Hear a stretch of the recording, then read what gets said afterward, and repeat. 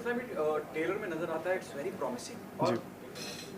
और आप जो काम करते हैं बड़ा चुनिंदा काम करते हैं जब तक आपको यहाँ नहीं लगता this is what I feel being a journalist you right. कि हाँ रवि को लगे हाँ I wanted to be a part of it कि करना है उसने नहीं करना जी। What was your first reaction the moment the makers और the directors asked you to be on board what is the short brief to you कि हाँ यार मैं I wanted to do this I immediately wanted to do it और मेरे पास सिर्फ character का एक आधे पैराग्राफ का डिस्क्रिप्शन आया था, that's about it.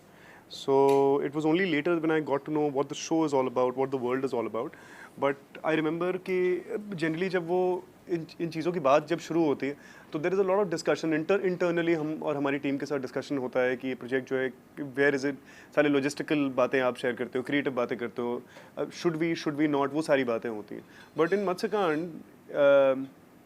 it was literally at a drop of a hat. This is exactly, I want to do this. I want to do this. This is something that I'm definitely going to do. So there was not a second that, there was no second thought.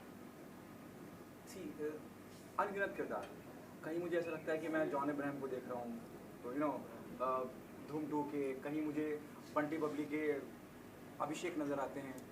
इतने सारे किरदारों को करना, क्या तैयारी करी उसके लिए रवि? और बहुत बुजुर्ग भी हैं, मतलब अलग अलग मुख्तलिफ किरदार हैं. क्या ब्रीफ रहता था कि जो अब इसका मैं गेटअप लेने जा रहा हूँ ये पिछले वाले से बिल्कुल मुख्तलिफ है? तो एक 3-3.25 महीने की हमारी प्रिपरेशन थी before we went on floor. तो ऐसा नहीं था जैसे कई शोज़ में होता है कि हम लोग जो है चर्चा करते हैं, कॉन्ट्रैक्ट साइन होता है, 15 दिन के बाद शूटिंग या 10 दिन के बाद शूटिंग है, तो अपनी डेट्स वगैरह आप मैनेज कर लीजिए, कॉस्ट्यूम ट्रायल्स भी उसी में हो जाएंगे और then we'll go on floor and we'll start shooting. Matsyakand के साथ ऐसा नहीं था. We actually read and jammed on the entire script for months and months and months, 2 to 3 months we were on it, completely on it. तो उस बीच में जो है जैसे आप किरदारों की बात कर रहे हैं तो किरदार हमें सिर्फ पता था कि that there is a prosthetic look that is going to enter, कि लेकिन वो लुक क्या होगा और कैसा दिखेगा उसकी बात वो जो है धीमे धीमे वो स्क्रिप्ट बनने के बहुत टाइम के बाद जो है आना शुरू हुआ, बनना शुरू हुआ, समझ में आनी शुरू हुई बात. तो हम लोग जब स्क्रिप्ट पढ़ते थे तो उसको एक डायलेक्ट देते थे या उसको एक सुर देते थे, देखते थे कि वो मैच हो रहा है कि नहीं हो रहा है, इस लुक के साथ जाएगा कि नहीं जाएगा. जैसे किसी को should this kind of a character be speaking in Haryanvi, that kind of a dialect, क्या ये सूट करेगा उसके ऊपर, he is looking like a tau, so should be give him that kind of a slip that dialect that. या किसी को एक UP का डायलेक्ट दे दें या किसी को एक रूरल डायलेक्ट दे दें, भोपाली दे दें किसी को. तो वो सारी चीज़ें जो है वो हम लोग साथ में बैठ के डिस्कस करते थे, करके देखते थे, और अगर वो जचता था तो फिर हम डिसाइड करते थे कि लेट्स डू इट और लेट्स नॉट डू इट. और मे बी किसी को कोई शब्द ही ना दे, खाली वो एक साइलेंट प्रेजेंस बनी रहे उसकी. वन लाइनर भी बड़े इंपॉर्टेंट लगते हैं जी. बहुत इंप्रेसिव लगते हैं, सीधा ऑन योर फेस आते हैं. जी. उससे वो कितना हेल्प करते हैं किसी भी शो या किसी भी प्रोजेक्ट के लिए? One liner is very important. It is and वो आप जब ट्रेलर देखते हैं तो बहुत आपके चेहरे पे आता है कि हाँ यार बड़ा स्टाइल में तरीके से, और वन लाइनर बहुत इंप्रेसिव. जी जी जी. The show is its one liners का ना एक ज़माना हुआ करता था जब, और आज भी उन वन लाइनर्स का जैसे आप कहते हैं ना कि वो आज भी they stick out, they stand out. तो वो विनो 2 मिनट के लिए बंद कर दो, 2 मिनट बहुत डिस्ट्रैक्ट कर रहे हैं, फटाफट.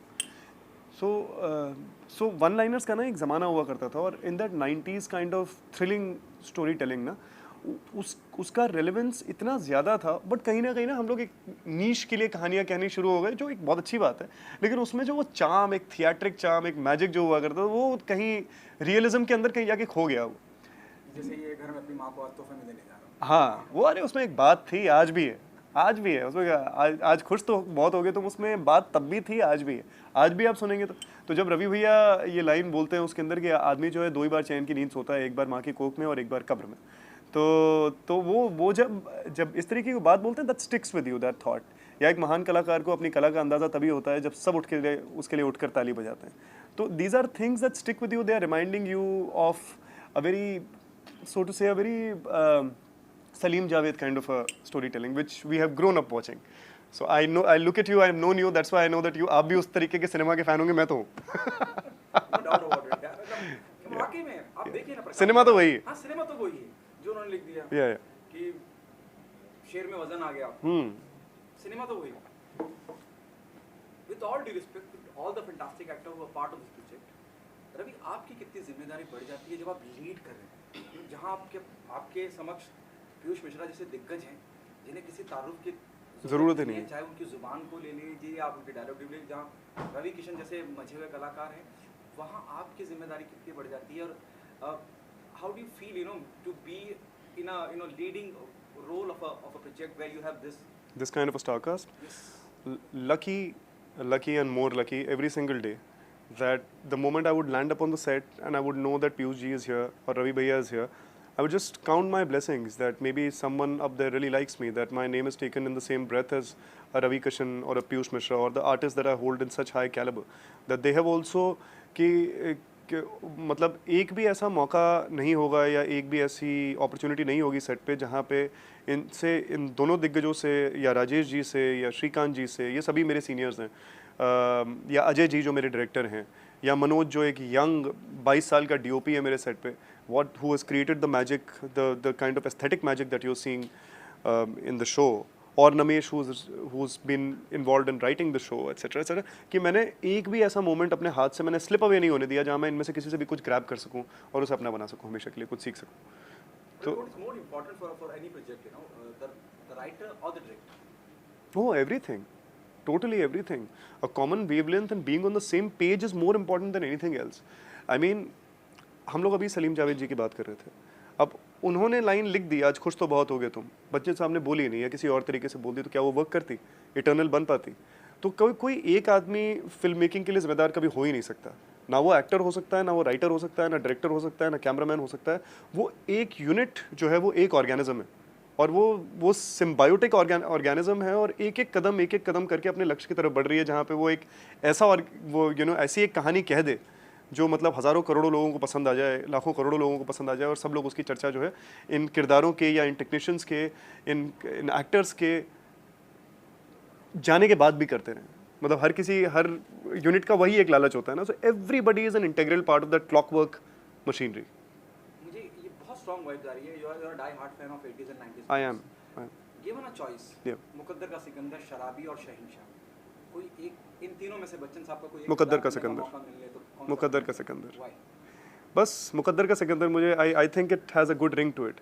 मुझे ये तीन शब्द मुझे अपने लाइफ का जो है फाउंडेशन स्टोन बना देने। मैं चाहता हूँ कि जब मैं इस दुनिया में ना भी रहूँ तो भी जब लोग मुझे याद करें तो मुकद्दर का सिकंदर कह के ही याद करें।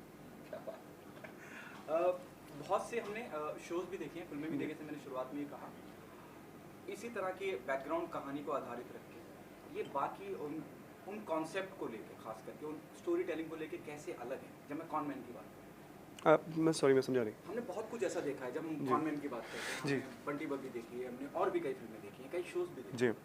ये बाकी जो हम ऑलरेडी देख चुकी हैं ऑडियंस, उससे क्या कैसे अलग होता है? एक चार्मिंग क्वालिटी है इसके अंदर। एक अर्नेस्ट इंसान है, बहुत अर्नेस्ट इंसान है। ये वैसा इंसान नहीं है जो सिर्फ अपने फ़ायदे के लिए आपको धोखा दे देगा और आपका बटुआ लेके भाग जाएगा और फिर नहीं केयर करेगा। कि ये शायद वैसा है कि जितनी आपकी ज़रूरत होगी पहले वो पूरी करेगा, उसके बाद वो देखेगा इसमें से वो क्या है जो आप डिज़र्व ही नहीं करते। मतलब जो भी आपके robin hood image, not necessarily. That is something that I think you will have to see the show. That there is it's got so many layers कि एक वाक्य के अंदर जो है, जो जिसने भी कैरेक्टर डिज़ाइन किया है, Shiv, Namesh and Ajay ji and the entire team of MX Player and Bani J Asia, they have given Matsya so many layers that एक controlled, calm, composed मत्स्या को भी जब आप देख रहे हैं तो उसका जो एजेंडा है या उसके अंदर कोर में जो रेज उसने पाल के रखी हुई है वो भी आपको दिखाई दे जाएगी। तो there is so many layers to this character. The cast I think is a big plus point. जब आप कह रहे हैं कि क्या अलग है, I think the phenomenal cast is what is different, what is the biggest home run for us, that we have been able to cast somebody like a Ravi Kishan in our show. We have been able to cast somebody like a Piyush Mishra in our show, like a Madhur Mittal on the show, like a Zoya Afroz on the show, like a Preetam on the show, Rajesh Sharma on the show, Shrikant ji on the show, so Naved ji on the show, Danish Pandor.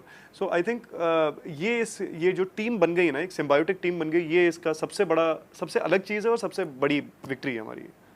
The best compliment and the sweet criticism you got for this show of yours? Criticism, चलो complement तो ये था कि जब मैंने बताया भी है एक्चुअली अभी कि जब इस लुक का मैंने अपने पेरेंट्स को दिखाया था ये, तो the first thing that they said was that you are looking exactly like your grandfather, बाबा जैसे दिखाई दे रहे हो। So that was the biggest compliment, best complement.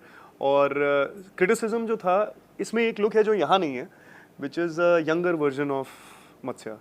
So younger version यानी कि मुझे 16-17 साल का जो है दिखना था, और मेरे पास जो वक्त था वो, जब मुझे पता चला कि वो शेड्यूल शूट होना है, वो इसी साल के जून में शूट होना था, और वो प्रीपोन हो गया शेड्यूल। मैं कोविड से बाहर निकला था, वहाँ पंजाब में अपना प्रोडक्शन संभाल रहा था, तो मतलब वर्कआउट तो सब ऐसे ही हो गई थी बात। So I had to look extremely young, and यहाँ मैं 80-82 किलो का होके, you know, I was just in the producer mode. So वक्त कुछ खास था नहीं, तो मतलब दिन रात जो है मेहनत हमने शुरू करी, और 20 दिन के अंदर 10 किलो घटा दिए। तो जब मम्मी ने ये देखा, तो मम्मी ने वो स्वीट क्रिटिसिज्म दिया फिर।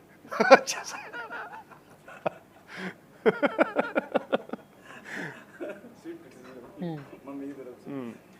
रवि, आखिरी सवाल आपसे पूछना चाहूँगा, जो message specially to the audience who love you, you know, जो भी आप करते हैं, एक खास तबका है जो आपको फॉलो करता है, die hard fan of yours, क्या उन्हें खास मिलने वाला है? Why they, you know, come and be your part of Matsyakand? मेरी लाइफ में अलग अलग टाइम पे अलग अलग फेजेस आए। आई थिंक फिक्शन में डेब्यू एक फेज था, नॉन फिक्शन में डेब्यू एक फेज था, प्रोड्यूसर बनना एक फेज था। टेक्निकली ये मेरा OTT डेब्यू है, this is it, you know. So for me this first step in the OTT world is extremely important. ये मैं आपसे बहुत ही सीधी बात करूँगा कि मुझे इस वक्त आप लोगों की बहुत ज़्यादा ज़रूरत है। मैं चाहता हूँ कि आप ये शो देखें, अपने परिवार को बताएं, अपने दोस्तों को बताएं, और जितना हो सके इसको आप ऐसा चल दे दें कि जो है कि जो ये डिज़र्व करता है शो, वो इसे मिल जाए। सो मैं सिर्फ, it's a request more than anything that I want to say to them, it's just a request to them that please watch the show, you love it, you will not be disappointed, I have put everything into it. Sir, जब भी आपसे मुलाकात होती है एक अलग energy आ जाती है, मुझे तो अच्छा। आती है, मुझे बाकी का पता है। अच्छा। Full of life Piyush Mishra ji. जब मैंने इस वेब सीरीज का टाइटल सुना मत्स्यकांड, मेरे जहन में एक आम ऑडियंस की तरह सवाल आता है कि मत्स्य क्या? हम बोलते हैं दिल्ली कांड, भाई किसी भी कांड का नाम होता है उसके पीछे कांड लगा दिया, आ गया एंड में कांड लगा दिया जाए कि भाई दिल्ली कांड हुआ था या मथुरा में कोई कांड हुआ। मत्स्य कांड, मत्स्य इसका नाम है, कुछ नहीं। जो हीरो है रवि दुबे, उसका नाम है मत्स्य, इसके अलावा और कुछ भी सिग्निफिकेंस नहीं है इसका, उसका नाम है। तो मत्स्य कांड, और मत्स्य कांड करता है लगातार, वो रिवेंज स्टोरी है, वो कॉनमैन बन के अपने बदले लेता है लोगों से। तो इसलिए कहते हैं कि मत्स्य कांड, मतलब मत्स्य ने कांड किया है, इसका खाली ये मतलब है, इसके अलावा इसका सिग्निफिकेंस और कुछ नहीं। आप अभी मैं heard you are talking female journalist said कि आप एक पंडित का किरदार निभा रहे हैं। उस किरदार के बारे में जानना चाहूँगा, क्योंकि मुझे ऐसा लग रहा है कि वो किरदार इस कहानी का मेन सूत्रधार है। ए चुप रहो यार, साइलेंस रहो प्लीज। सर, मुझे ऐसा लग रहा है कि वो बहुत अहम किरदार है। अहम किरदार इसलिए है कि जो है मतलब मत्स्य पूरा का पूरा चीज़ें उससे सीखता है। मत्स्य जो भी काम करता है उसके पीछे वो बंदा है। मत्स्य जो है आपके जो भी काम करता है, जो भी एक्शन लेता है, उसके पीछे ये एक पंडित जी नाम का बंदा है। ये पंडित जी ने बतलाया उसको कि ये करो, ये करो, वो करो, वो करो, वो करो, वो करो। तो वो जो है बतलाता है उसे अपनी ज़िंदगी के बारे में कि क्या होती है ज़िंदगी, और बतलाता है कि जो है आपके जो रिवेंज होता है, बदला होता है, वो खाली खून खच्चर से नहीं ले जाता। उसके पीछे और भी बहुत सारी चीज़ें होती हैं, बहुत सारे फैक्टर्स होते हैं। दिमाग होता है, बहुत बड़ी चीज़ होती है, बुद्धि, दिमाग बहुत ही बड़ी चीज़ होती है दिमाग होना। तो दिमाग से इस्तेमाल करो, तो उससे अलग ही कलर आता है उसमें। तो दिमाग इस्तेमाल करने को बोलता है, और वो एग्जाम्पल देता है महाभारत के कई एक सारे।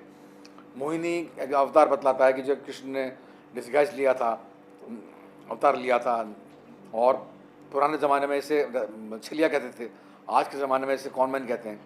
तो कॉनमैन कैसे बना जाता है ये इसे बतलाता है इसे। तो कॉनमैन बनने की सारी विधा ये से बतलाता है। इस चक्कर में मेरे ख्याल से आपको लग रहा होगा कि ये इम्पोर्टेंट कैरेक्टर है।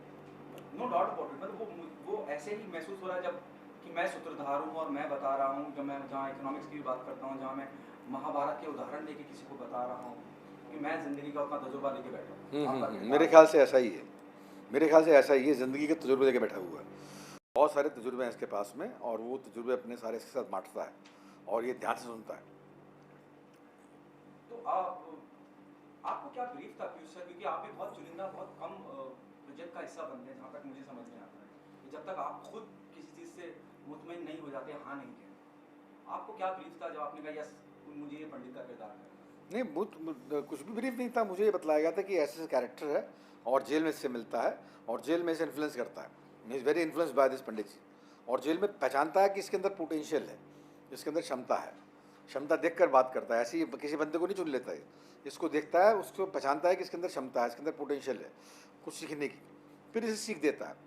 तो सिखाता है ऐसे तब जबकि ये देख लेता है कि इसके अंदर पोटेंशियल है सीखने की, तब इसे ब्रीफ देता है पूरी की पूरी कि ऐसे कर ऐसे ऐसे वहाँ पर बहुत जेल में बहुत सारे इन्मेट्स हैं अलग अलग, वहाँ जेल में तो आपके हर तरीके के बंदे आते हैं और कुछ एक बहुत ही पढ़े लिखे बंदे भी होते हैं उसमें, तो उन लोगों से मिलवाता है कि ये सीए है, ये इकोनॉमिक्स का प्रोफेसर है, ये डिस्गाइज चेंज करने में बादशाह है, ये तिजोरी तोड़ने में माहिर है, उन सब से मिलवाता है उसको और उन सब के ज़रिए इसकी ट्रेनिंग करवाता है, तो कम्प्लीटली ट्रेंड होकर वो बाहर जाता है। हमने बहुत सी फिल्में वेब सीरीज कॉन्वेंट के रिलेटेड देखी हैं, उसके इर्द गिर्द कहानी का अगर मैं बैकड्रॉप की बात करूँ, ये क्या किस तरह से इस अगर मैं इस सीरीज़ की बात करता हूँ, इस शो की बात करता हूँ, बाकी जो हम ऑलरेडी देख चुके हैं, जब हम कॉन्वेंट की बात करते हैं बंटी बबली से लेकर और भी कई फिल्में कई सीरीज़, कैसे इसको अलग रखती है दूसरी? भरोसे करने लायक है, ये विश्वसनीय है, ये विश्वसनीय है, आप इसको देखकर इसके विजुअल को देखकर आप इस पर भरोसा कर सकते हैं कि हाँ ऐसा हो सकता है, जो कॉन्वेंशन दिखाता है वो अपनी। बंटी और बबली तो एक फैंटेसी थी और बहुत सारी पिक्चरें हैं जो हम फैंटेसी में देखते हैं, ये फैंटेसाइज नहीं किया गया, ये बतलाया गया कि हाँ ऐसा होता है, ऐसा हो सकता है, आप देखकर यकीन करेंगे कि ऐसा भी हो सकता है, विश्वसनीय है ये, तो विश्वसनीयता आपके इसकी खासियत है। आवाज़ आपकी जब आप कुछ भी कहते हैं बोलते हैं, आप भले से विजुअली नज़र ना आ रहे हों, लोगों को समझ में आता है दिस इज पीयूष मिश्रा। यहाँ पे भी जब शुरुआत होती है बहुत इंप्रेसिव है वन लाइनर, जिस तरह के वन लाइनर आपकी तरफ से हैं, ये कितना हेल्प करते हैं किसी भी प्रोजेक्ट को ऑडियंस तक पहुँचने के लिए और वो इम्पैक्ट पहुँचाने के लिए कि हाँ। आवाज़ पर तो यार मुझे शर्म आती है अपनी, अरे सच में यार, मतलब कहाँ साला आवाज़ मेरी, पीयूष सर क्या क्या बात सच कर में रहे हैं? सच में People love your voice, sir. पता नहीं It's क्यों not about पसंद, me being alone.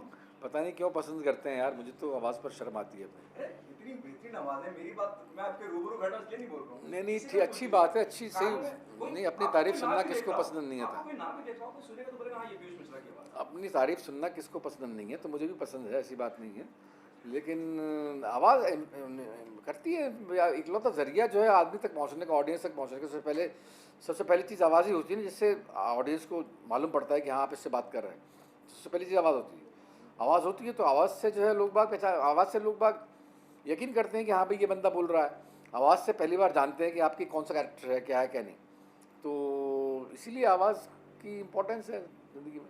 कहीं आपने कहा कि आप, मैं बहुत लाइटर नोट पे पूछ रहा हूँ ये बात, आपने कहा अरे यार मजाक में कहा लाइटर नोट पे कि यार मुझे शर्म आ, कहीं आप ये मानते हैं कि गैंग्स ऑफ वसीपुर से लेकर अब तक वो जो ऑरा क्रिएट हुआ आपकी आवाज़ के माध्यम से, वो अभी तक बरकरार है, और वो जो बैगेज आप लेके चल रहे हैं कि यार ये हट जाना चाहिए, कहीं उस बात को लेके जहन में कहीं कुछ है? नहीं ऐसा कुछ नहीं है, मतलब मुझे जनरली अपने प्रोनाउंसिएशन से बड़ी दिक्कत है, मुझे जनरली अपने प्रोनाउंसिएशन से बहुत दिक्कत है, मुझे लगता है कि मेरा प्रोनाउंसिएशन अच्छा होना चाहिए था और अच्छा होना चाहिए था और भी अच्छा हो सकता है, ऐसा मुझे लगता है कि और भी अच्छा हो सकता है, मैं कोशिश ही नहीं करता, मैं लेत लाली कर रहा हूँ, मैं आलसी हूँ, कई जगह आलसी हूँ, मैं गौर नहीं करता, कई बार आपको लगता है कि आवाज़ अच्छी है तो निकल जाएगा, निकल भी जाता है, कई बार निकल भी जाता है तो आप परवाह नहीं करते उसकी, जबकि परवाह करनी चाहिए। मुझे लगता है कि मेरा तेज़ बोलना जो है आपके ये मेरे पक्ष में नहीं है, मेरे को और धीमे बोलना चाहिए, तब कहीं जाकर जो आपके और मज़ा आएगा,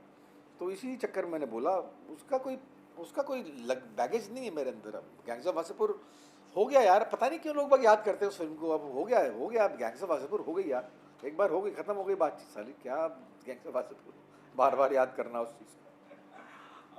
कैसा एक्सपीरियंस रहा आपका रवि के साथ, रवि किशन के साथ? दोनों एक रवि इनके साथ मेरा इंटरेक्शन नहीं था यार, रवि किशन के साथ मेरा इंटरेक्शन नहीं था, रवि के दुबे के साथ यार बहुत ही अच्छा लड़का है, बहुत ही प्यारा एक्टर है, बहुत ही प्यारा इंसान है और बड़ों की कदर करता है, इज़्ज़त करता है, आदर देता है बड़ों को, और बहुत ही डेडिकेटेड एक्टर है, बहुत ही डेडिकेटेड एक्टर है। मतलब मैं तो देखकर बड़ा इम्प्रेस हुआ कि इतनी यंग एज में इतना डेडिकेशन मैंने बहुत कम लोगों में देखा है, तो इतने मेकअप के साथ में इतना मिट्टी में लोटपोट होना, कीचड़ में लोटपोट होना, खून से लथपथ होना, इतना हैवी मेकअप था उसको, एक बार नहीं, 2 बार नहीं, 3 बार नहीं, 4 टेक होते थे आपके, मतलब पानी से नहलाने के, उसमें भी आपके वो लगातार फ्रेश बना हुआ है, तो ये जो है बहुत बढ़िया बात है। और दूसरी बात ये कि डायरेक्टर एक्टर है, डायरेक्टर जो बोलता है वो फॉलो करता है। और तीसरी बात ये है कि काम में इंटरवेन नहीं करता, एक्टर्स के दूसरे को एक्टर्स के काम में इंटरवेन नहीं करता। तो ये सब क्वालिटीज़ जो है ये बतलाती हैं कि आपके एक्टर कैसा है कैसा नहीं। तो मैं तो बहुत इम्प्रेस हुआ उससे। आखिरी सवाल, मेरे 2 सवाल हैं। दौर बदल रहा है, पैंडेमिक ने हमें एक अलग दुनिया दिखाई और उसकी मेहरबानी ये हुई कि जो ओटीटी प्लेटफॉर्म थे उस पर बड़े बड़े दिग्गजों की फिल्म आ गई, रिलीज हो गई, ओटीटी प्लेटफॉर्म पे फिल्में आ गई। वेब सीरीज का दौर तो खैर चल ही रहा था, लेकिन एक नया क्रांति, नया तूफान आया जब हम सिनेमा की बात करते हैं। उसने बड़ा पर्दा सिमट के छोटा हो गया, उस पर आपकी क्या राय है? छोटा हो गया लेकिन छोटा होगा नहीं है, मतलब आपके ये जो सिनेमा तो सिनेमा ही है यार। बिग स्क्रीन का मज़ा ही बिग स्क्रीन है। आप कर दो कागज़ के फूल रिलीज़ कर दो उस पर, कागज़ के फूल या साहिबी और गुलाम रिलीज़ कर दो उस पर ओटीटी पर, कैसे लगेगी? वो ख़राब लगेगी। बड़ा सिनेमा ही है। 70 mm का पर्दा तो शोले कर दो रिलीज, कौन देखेगा इस पर? शोले का मज़ा ही इस बात पर है कि वो आपके 70 mm के पर्दे पर दिखाई जा रही है। तो वो सिनेमा तो सिनेमा ही है। सिनेमा का कोई कोई कंपैरिजन नहीं हो सकता। सिनेमा तो सिनेमा ही है। तो वो जो बड़े बड़े बड़े पिक्चर के कंटेंट हैं वो उस पर ही देखे जाएंगे। और देखना अभी आपके पिक्चरें आएंगी तो देखना मालूम पड़ेगा कि लोग बाग क्या टूटते हैं। लोग एक बार ये पैंडेमिक का डर खत्म हो जाए, इसके बाद लोग बाग क्या टूटते हैं उस पर, ये ज़बरदस्त टूटेंगे। आखिरी से, आज राजा मौली साहब मुंबई आए हुए हैं और उन्होंने अपनी आने वाली फिल्म आरआर का ट्रेलर लॉन्च किया और उन्होंने यही बात कही। आप इस बात पे क्या कहना है? उन्होंने कहा कि 50% एक्यूपेंसी होने के बावजूद भी लोग लौटेंगे, जिस तरह का बाहुबली के बाद एक क्रेज है, मतलब बाकी थिएटर की तरफ लोग जा रहे हैं। बाहुबली आप देखो, बाहुबली आप रिलीज़ कर दो ओटीटी पे, कितनी पिटेगी। तो आप कितना इत्तेफाक रखते हैं राजा मौली? क्या क्या बोले वो, क्या? सॉरी, उन्होंने कहा कि 50% एक्यूपेंसी होने के बावजूद भी कंटेंट आपका स्ट्रांग होना चाहिए, लोग आएंगे। कंटेंट स्ट्रांग होना और उन्होंने चाहिए। कहा कि इट्स नॉट दैट इंपॉर्टेंट कि मी बीइंग राजा मौली, किसी की भी फिल्में थिएटर में चलनी चाहिए।